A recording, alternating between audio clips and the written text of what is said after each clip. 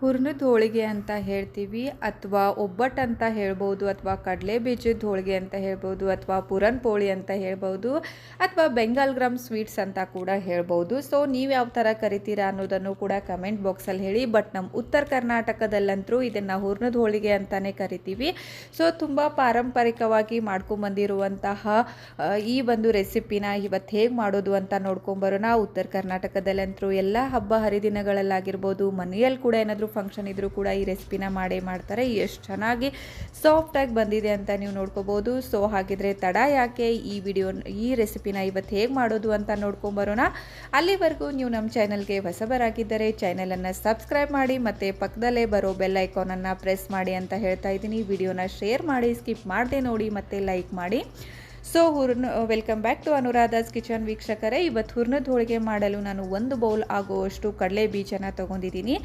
ಎಲ್ಲ ಇಂಗ್ರೀಡಿಯೆಂಟ್ಸ್ನು in detail ಆಗಿ ನಾನು ಡಿಸ್ಕ್ರಿಪ್ಷನ್ ಬಾಕ್ಸಲ್ಲಿ ಕೊಡ್ತೀನಿ, ನೀವು ಹೋಗಿ ಚೆಕ್ ಮಾಡ್ಕೊಳ್ಳಿ. ಸೊ 1 ಬೌಲ್ ಆಗುವಷ್ಟು ಕಡಲೆ ಬೀಜನ ಚೆನ್ನಾಗಿ ಕ್ಲೀನ್ ಮಾಡಿಬಿಟ್ಟು ತೊಗೊಂಡಿದ್ದೀನಿ. ಇವಾಗ ಇದಕ್ಕೆ ನೀರನ್ನು ಹಾಕಿಬಿಟ್ಟು 1-2 ಸಾರಿ ಚೆನ್ನಾಗಿ ಕೈ ಆಡಿಸ್ಬಿಟ್ಟು ವಾಶ್ ಮಾಡ್ಕೊಳ್ಳಿ ಅಂತ ಹೇಳ್ತಾ ಇದ್ದೀನಿ. ಸೊ 1-2 ಸಲ ಮಾಡಿದರೆ ಸಾಕಾಗುತ್ತೆ, ಜಾಸ್ತಿ ಏನೂ ಬೇಕಾಗಲ್ಲ. ಸೊ 1-2 ಸಲ ವಾಶ್ ಮಾಡಿ ಇಟ್ಕೊಳ್ಳಿ.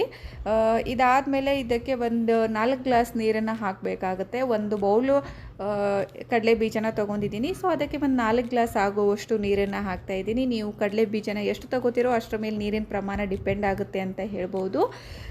ಸೊ ಇವಾಗ ನಾನು 4 ಗ್ಲಾಸ್ ನೀರನ್ನು ಹಾಕಿಬಿಟ್ಟು ಇವಾಗ ಕುಕ್ಕರಲ್ಲಿ ಸ್ವಲ್ಪ 3 ಸಿಟ್ಟಿ ಆಗೋಷ್ಟು ಸಿಟ್ಟಿನ ತೊಗೋತಾ ಇದ್ದೀನಿ. ಸ್ವಲ್ಪ ಅಡುಗೆ ಎಣ್ಣೆ ಕೂಡ ಹಾಕಿದ್ದೀನಿ, ಬಟ್ ಯಾವುದೇ ಥರ ಕಲರ್ ಆಗಿರ್ಬೋದು ಅಥವಾ ಅರಿಶಿನ ಪುಡಿ ಆಗಿರ್ಬೋದು ಇದನ್ನು ನಾನು ಹಾಕಿಲ್ಲ. ಸೊ ಇವಾಗ ಕುಕ್ಕರಲ್ಲಿ 3 ಸಿಟ್ಟಿ ತೊಗೊಂಡ್ರೆ ಸಾಕಾಗುತ್ತೆ ಅಂತ ಹೇಳ್ಬೋದು. ಜಾಸ್ತಿ ಏನು ತೊಗೊಳ್ಳಿಕ್ಕೆ ಹೋಗ್ಬೇಡಿ, 3 ಸಿಟ್ಟಿ ಸಾಕಾಗುತ್ತೆ. ಸೊ ಅದು ಆಗೋವರೆಗೂ ನಾವಿವಾಗ ಹೋಳಿಗೆ ಮಾಡಲಿಕ್ಕೆ ನಾವು ಕನಕನ ಮಾಡ್ಕೊಳ್ಳೋಣ. ನಾರ್ಮಲಿ ಗೋಧಿ ಹಿಟ್ಟನ್ನೇ ತೊಗೊಂಡಿದ್ದೀನಿ. ನಾನು ಯಾವುದೇ ಥರ ಮೈದಾ ಹಿಟ್ಟನ್ನು ನಾನು ಇಲ್ಲಿ ಆ್ಯಡ್ ಮಾಡೋಕ್ಕೆ ಹೋಗಿಲ್ಲ. ನಾರ್ಮಲಿ ಚಪಾತಿ ಮಾಡಲಿಕ್ಕೆ ಯೂಸ್ ಮಾಡ್ತೀವಲ್ಲ ಅದೇ ಗೋಧಿ ಹಿಟ್ಟನ್ನು ನಾನು ತೊಗೊಂಡಿದ್ದೀನಿ. ಮತ್ತು ಅದಕ್ಕೆ ರುಚಿಗೆ ತಕ್ಕಷ್ಟು ಉಪ್ಪನ್ನು ಸೇರಿಸ್ಬಿಟ್ಟು ಚೆನ್ನಾಗಿ ಸ್ವಲ್ಪನೇ ನೀರು ಹಾಕ್ಕೊಂಡು ಇದಕ್ಕೆ ಕನಕನ ಮಾಡ್ಕೊಳ್ಳೋಣ ಅಂತ ಹೇಳ್ಬೋದು. ಸೊ ಇದರದ್ದು ಕನ್ಸಿಸ್ಟೆನ್ಸಿ ಹೇಗಿರಬೇಕಂದ್ರೆ ಸ್ವಲ್ಪ ಸಾಫ್ಟಾಗಿರಬೇಕಾಗುತ್ತೆ. ಸೊ ಅದಕ್ಕೆ ಸ್ವಲ್ಪ ಚಪಾತಿ ಮಾಡಲಿಕ್ಕೆ ನೀವು ಯಾವ ಥರ ಕನಕನ ಮಾಡ್ಕೊಳ್ತಿರೋ ಅದಕ್ಕಿಂತ ಸ್ವಲ್ಪ ಜಾಸ್ತಿನೇ ಸಾಫ್ಟಾಗಿ ಮಾಡ್ಕೊಳ್ಳಿ ಅಂತ ನಾನು ಹೇಳ್ತಾ ಇದ್ದೀನಿ. ಸೊ ಆವಾಗ ಹೋಳಿಗೆ ಕೂಡ ಚೆನ್ನಾಗಿ ಸಾಫ್ಟಾಗಿ ಬರುತ್ತೆ. ಸೊ ಇವಾಗ ನೀವು ನೋಡ್ಬೋದು ನಾನು ಈ ಥರ ಮಾಡ್ಕೊಂಡು ಇಟ್ಕೊಂಡಿದ್ದೀನಿ. ಇದನ್ನು 30 ನಿಮಿಷದವರೆಗೂ ನೆನೆಲಿಕ್ಕೆ ಬಿಡ್ತಾ ಇದ್ದೀನಿ.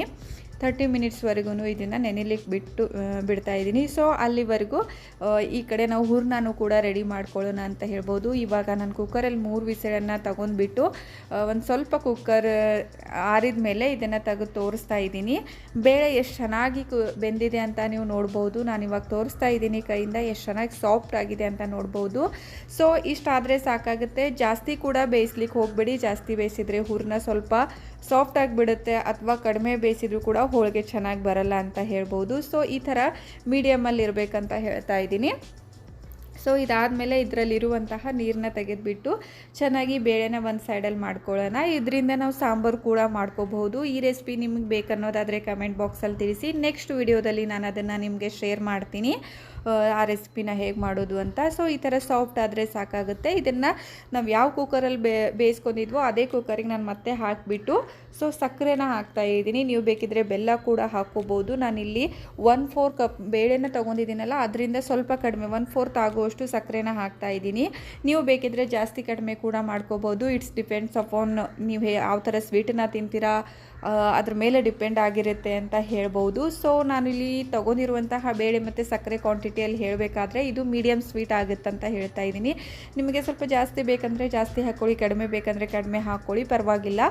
ಸೊ ಇದೆಲ್ಲನೂ ಒಂದು 5 ನಿಮಿಷದವರೆಗೂ ಕುದಿಸ್ಬಿಟ್ಟು ಚೆನ್ನಾಗಿ ಅದನ್ನು ಯಾವ ಥರ ಇವಾಗ ಕನ್ಸಿಸ್ಟೆನ್ಸಿ ಬಂದಿದೆ ಅಂತ ನೋಡ್ಬೋದು. ಸೊ ಒಂದು 5ರಿಂದ 10 ನಿಮಿಷ ಆದಮೇಲೆ ಕುಕ್ಕರ್ನ ಕೆಳಗಿಳಿಸ್ಬಿಟ್ಟು ಅದಕ್ಕೆ ಸ್ವಲ್ಪ ಮಸಾಲೆನ ಹಾಕ್ತಾಯಿದ್ದೀನಿ. ಮಸಾಲೆ ಅಂದರೆ ಜಾಸ್ತಿ ಏನಿಲ್ಲ, ಸ್ವಲ್ಪ ಏಲಕ್ಕಿ ಪೌಡರು ಮತ್ತು ಸ್ವಲ್ಪ ಶುಂಠಿ ಪೌಡರ್ ಅಂತ ಹೇಳ್ಬೋದು. ಅದನ್ನು ಚೆನ್ನಾಗಿ ಸ್ಮೂತಾಗಿ ಪೌಡರ್ ಮಾಡಿ ಇಟ್ಕೊಂಡಿದ್ದೆ, ಅದನ್ನು ಕೂಡ ಹಾಕಿಬಿಟ್ಟು ಈ ಥರ ಒಂದು ಹುರ್ನದ ಚಾನ್ಗೆನೆ ತೊಗೊಂಬಿಟ್ಟು ಚೆನ್ನಾಗಿ ಇದನ್ನು ಸ್ಪೂನ್ನ ಸಹಾಯದಿಂದ ನಾನು ಚೆನ್ನಾಗಿ ಮೃದುವಾಗಿ ಪೇಸ್ಟ್ ಮಾಡ್ಕೋತಾ ಇದ್ದೀನಿ. ನೀವು ಬೇಕಿದ್ರೆ ಮಿಕ್ಸಿ ಜಾರಿಗೆ ಕೂಡ ಹಾಕೋಬೋದು, ಪರವಾಗಿಲ್ಲ. ಬಟ್ ನಾನಿಲ್ಲಿ ಈ ಹುರ್ನದ ಚಾನ್ಗೆಯಿಂದನೇ ಮಾಡ್ಕೋತಾ ಇದ್ದೀನಿ. ನೋಡ್ತಿದ್ದೀರಲ್ಲ ಎಷ್ಟು ಚೆನ್ನಾಗಿ ಸಾಫ್ಟಾಗಿ ಬಂದಿದೆ ಅಂತ. ಸೊ ಇವಾಗೆಲ್ಲ ಹೂರ್ಣನೂ ರೆಡಿ ಮಾಡಿ ಇಟ್ಕೊಳ್ಳೋಣ. ವೀಕ್ಷಕರೇ, ಪ್ಲೀಸ್ ವಿಡಿಯೋನ ಸ್ಕಿಪ್ ಮಾಡದೆ ನೋಡಿ ಅಂತ ಹೇಳ್ತಾ ಇದ್ದೀನಿ. ಮತ್ತು ನೀವು ನಮ್ಮ ಚಾನೆಲ್ಗೆ ಹೊಸಬರಾಗಿದ್ದರೆ ಚಾನೆಲನ್ನು ಸಬ್ಸ್ಕ್ರೈಬ್ ಮಾಡಿ, ವಿಡಿಯೋನ ಲೈಕ್ ಮಾಡಿ, ಶೇರ್ ಮಾಡಿ ಮತ್ತು ಕಮೆಂಟ್ ಮಾಡಿ ಅಂತ ಹೇಳ್ತಾ ಇದ್ದೀನಿ.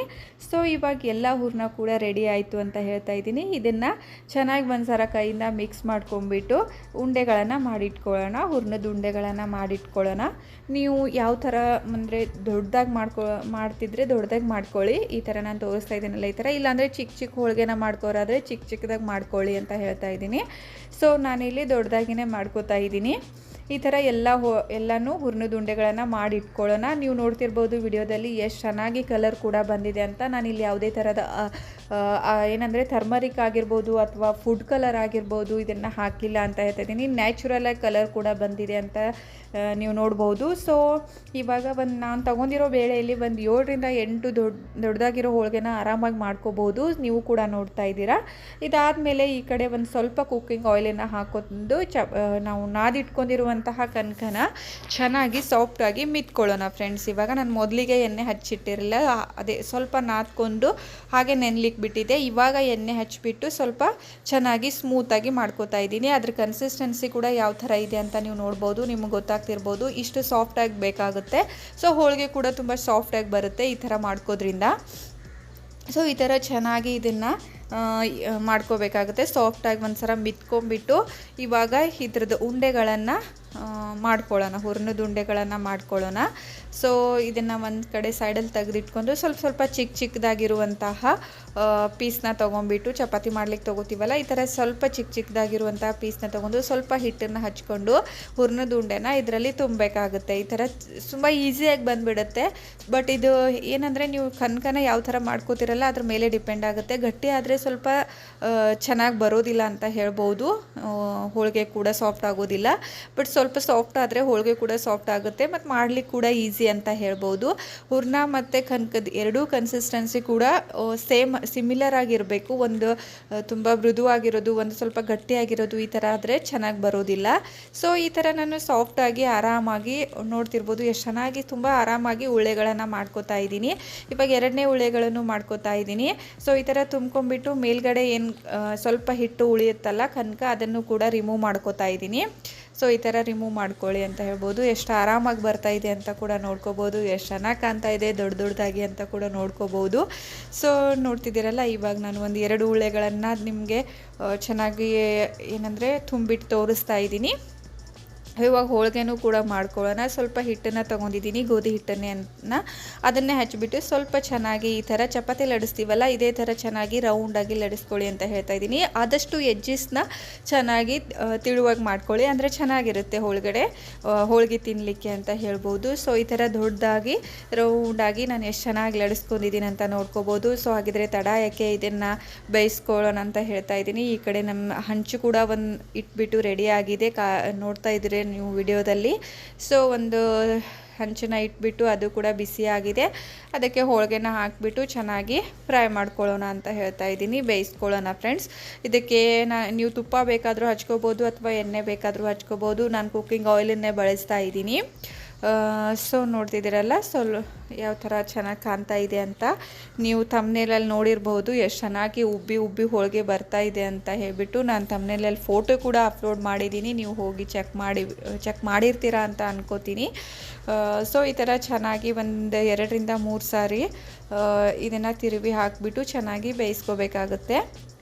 ಬಟ್ ಏನಂದರೆ ತುಂಬ ಹೈ ಫ್ಲೇಮಲ್ಲಿ ಇಟ್ಟು ಬೇಯಿಸ್ಲಿಕ್ಕೆ ಹೋಗಬೇಡಿ, ಸ್ವಲ್ಪ ಲೋ ಫ್ಲೇಮಲ್ಲಿ ಇಟ್ಬಿಟ್ಟು ಚೆನ್ನಾಗಿ ಬೇಯಿಸ್ಕೊಳ್ಳಿ. ನೋಡ್ತಿದ್ರಲ್ಲ ಕಲರ್ ಕೂಡ ಎಷ್ಟು ಚೆನ್ನಾಗಿ ಬಂದಿದೆ ಅಂತ ಹೇಳ್ಬೋದು.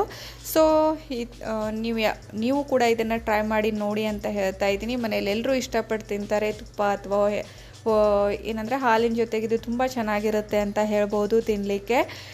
ನಮ್ಮ ಉತ್ತರ ಕರ್ನಾಟಕದವರಾಗಿದ್ದರೆ ನಿಮಗೂ ಕೂಡ ಇದು ಆಲ್ರೆಡಿ ಗೊತ್ತಿರುತ್ತೆ. ಸೊ ಹೋಳಿಗೆ ರೆಡಿ ಆಯ್ತು ಅಂತ ಹೇಳ್ಬೋದು. ನಾನಿವಾಗ ಸರ್ವಿಂಗ್ ಪ್ಲೇಟಿಗೆ ಕೂಡ ಹಾಕ್ತಾ ಇದ್ದೀನಿ ಎಲ್ಲ ಹೋಳಿಗೆಗಳನ್ನು. ಎಷ್ಟು ಚೆನ್ನಾಗಿ ಕಲರ್ ಕೂಡ ಬಂದಿದೆ ಅಂತ ನೋಡ್ಬೋದು. ಸೊ ಎಷ್ಟು ಚೆನ್ನಾಗಿ ಸಾಫ್ಟಾಗಿ ಕೂಡ ಬಂದಿದೆ ಅಂತ ನೋಡ್ಬೋದು. ಕೈಯಲ್ಲಿ ಹಿಡಿದ್ರೆ ಕೂಡ ಎಷ್ಟು ಅಂದರೆ ನಾವೊಂದು ಹತ್ತಿ ಹಿಡ್ದಂಗೆ ಕಾಟನ್ ಹಿಡಿತೀವಲ್ಲ ಹತ್ತಿನ, ಸೊ ಅದು ಹಿಡ್ದಷ್ಟೇ ಫೀಲ್ ಆಗ್ತಾಯಿದೆ. ಅಷ್ಟು ಚೆನ್ನಾಗಿ ಅಷ್ಟು ಸಾಫ್ಟಾಗಿ ಬಂದಿದೆ ಅಂತ ಹೇಳ್ಬೋದು. ಸೊ ನೋಡ್ತಿದ್ದೀರಲ್ಲ, ಇದನ್ನು ನಾನು ಆವಾಗಲೇ ಹೇಳಿದ್ದೀನಿ, ತುಪ್ಪ ಅಥವಾ ಹಾಲಿನ ಜೊತೆಗೆ ತಿಂದರೆ ತುಂಬಾ ಚೆನ್ನಾಗಿರುತ್ತೆ ಅಂತ ಹೇಳಿಬಿಟ್ಟು. ಸೊ ನೀವು ಹಾಗಿದ್ರೆ ತಡ ಯಾಕೆ, ನೀವು ಒಂದ್ಸಲ ಈ ರೆಸಿಪಿನ ಟ್ರೈ ಮಾಡಿ ನೋಡಿ ಅಂತ ಹೇಳ್ತಾ ಇದ್ದೀನಿ. ಈ ವಿಡಿಯೋ ನಿಮಗೆ ಇಷ್ಟವಾಗಿದ್ದಲ್ಲಿ ಪ್ಲೀಸ್ ನನ್ನ ಚಾನಲನ್ನು ಸಬ್ಸ್ಕ್ರೈಬ್ ಮಾಡಿ ಅಂತ ಹೇಳ್ತಾ ಇದ್ದೀನಿ. ಮತ್ತೆ ಇನ್ನೊಂದು ವಿಡಿಯೋ ಜೊತೆ ನಾನು ನಿಮ್ಮನ್ನು ಭೇಟಿ ಆಗ್ತೀನಿ. ಅಲ್ಲಿವರೆಗೂ ಬಾಯ್ ಬಾಯ್.